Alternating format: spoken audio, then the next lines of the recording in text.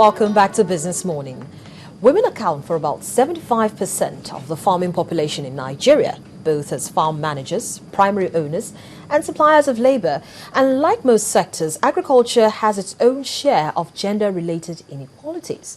Now, with the agricultural transformation agenda, how can women raise their farm productivity, and how can policies be put in place that will encourage, that can reduce the gender gap to boost the productivity of women in agribusiness? But that's our focus on the show today, and I'll be joined by the Chief Executive Officer of Bafelex Farms, Folashade Liadi. Thank you so much, Folashade, for joining us this morning. You're welcome. Good morning. Well, let's start by asking you, what is it like being a farmer? Is it exciting or frustrating?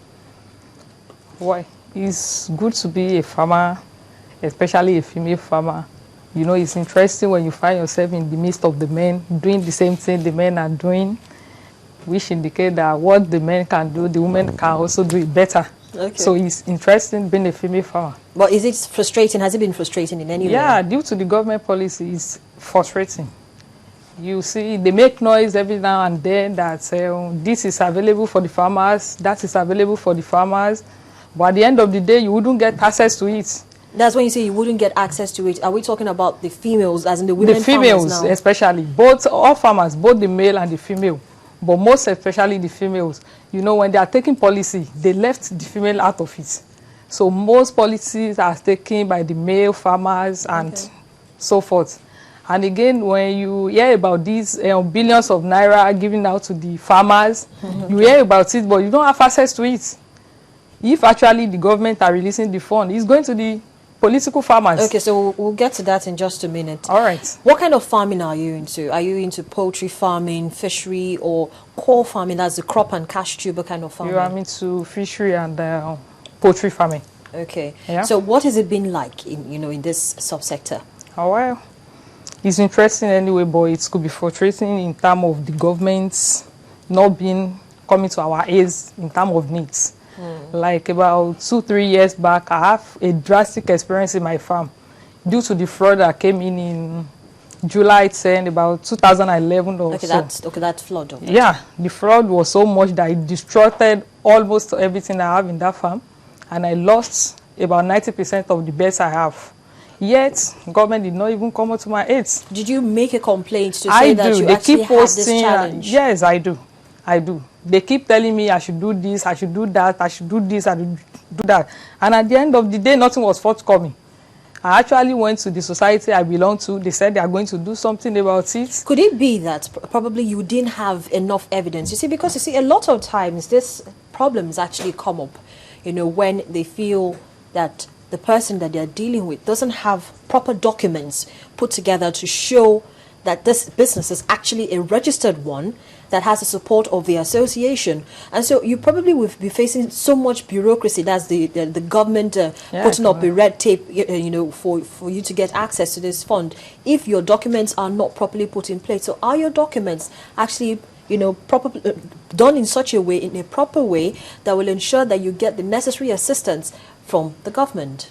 Yeah, I have a very valid document that covers the farms. Like, the farm was incorporated for the past 8 years, and when the incident happened, I took this registration to my association. They promised to take it to the agency in charge of flood resolution. But when they came back, they said I should go and bring some other document that covered the incident. I have pictures. I showed them the pictures. They promised to come. Till date, nothing was forthcoming. So let's generally assess the agricultural sector. And you know that the federal government is very passionate right now about boosting the sector. You know about the agricultural transformation agenda. Yes, which is something that the federal government that's the Ministry of Agriculture is really very passionate about. How would you score it? How would you score the federal government's agricultural transformation agenda? You see, what I say about this agricultural agenda is all about noise making. They will make noise. We'll read in the paper that they release so amount to the farmer. Like 2 months back, I got a text message on my phone that they were expected to come to somewhere in Alimosho local government to come and collect fertilizer and maize. that we should come along with 5,500 naira for the collection and the ID card, the Prt1 Association of Nigeria ID card. I went ahead to the venue. When I got there, I was given a bag of fertilizer, 25 kg, and a bag of processed maize to go and plant. I'm not into crop farming. I'm into poultry and fishery. When I saw it, I was like, I've got nothing to do with fertilizer. So there was a misplacement of what was supposed to be. And in the registration form, there was an indication that says, if you are a poultry farmer, indicate. If you are a crop farmer, indicate. In my indication, it was poultry farmer and fishery farmer that was there. But at the end of the day, I was given a bag of maize and a bag of fertilizer. So what did you do when you were given that? I told the coordinator in charge that, as far as I'm concerned, I've got nothing to do with fertilizer and the maize because I'm not a crop farmer. He now said that was what the federal government gave them to distribute, that I just have to take it because my name appeared in the list of the farmers. So I have to take it. When I got to my sector, I called my co-farmers. I told them, this is what they gave us. What do we do about it? They now fix a meeting. That let's meet and see how we go about it instead of just wasting it. When we meet in our gathering, we had a meeting that will take it to somewhere in Yanoba where they use fertilizer in planting. When we got there, they are pricing 2,000 naira per bag. And after all, we paid 5,500 to get those bags. Just look at that.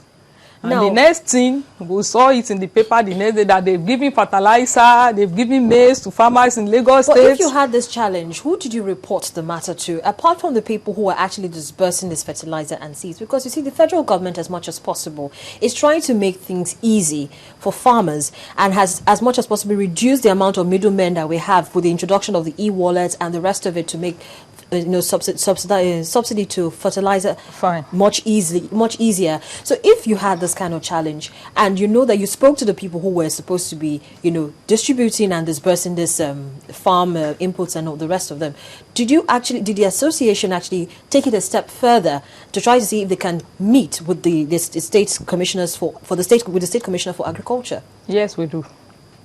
Because we normally have our association meeting every 2 weeks, that's twice in a month.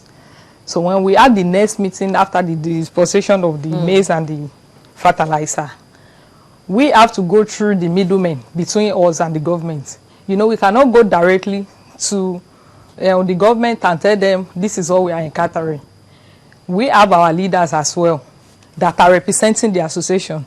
When we discuss with them, they said we will go down to the government level and discuss with them. They give us the feedback, but up to now I think nothing has been forthcoming. Okay, now let's look at the major causes of gender inequalities in agribusiness.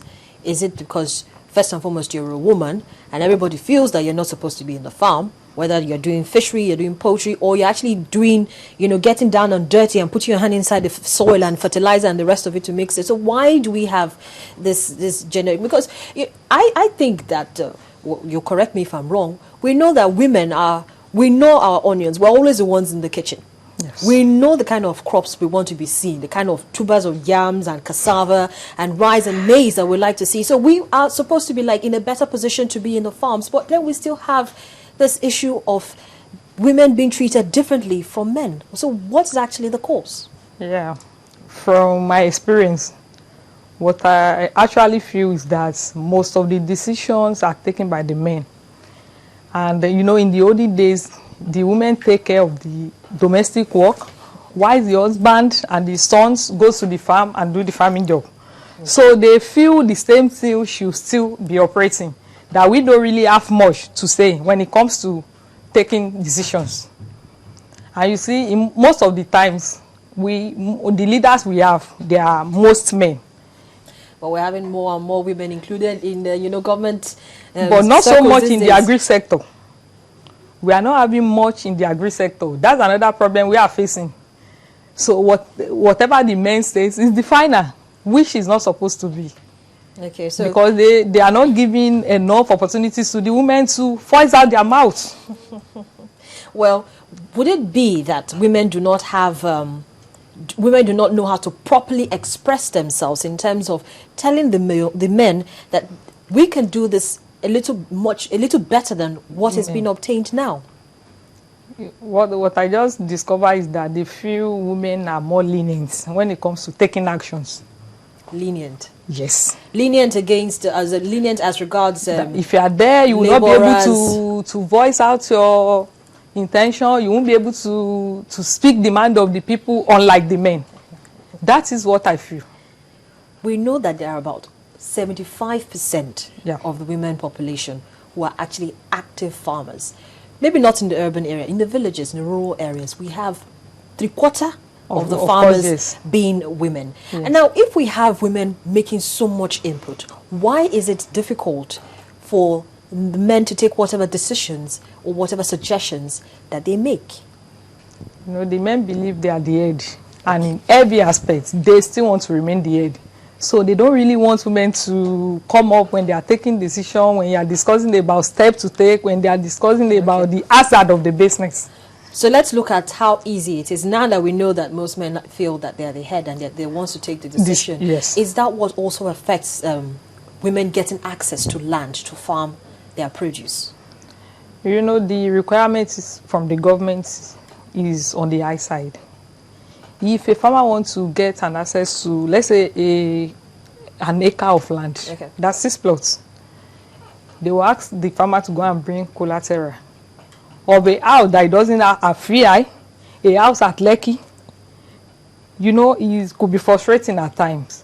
When you even go to the bank to get a loan to fund your farm, the kind of collateral the bank will be requesting for. Before we get to the funds, let's finish this Land Use Act. We know that some states have actually done so much in terms of making land easily accessible for all farmers, whether male or female, whether young or old.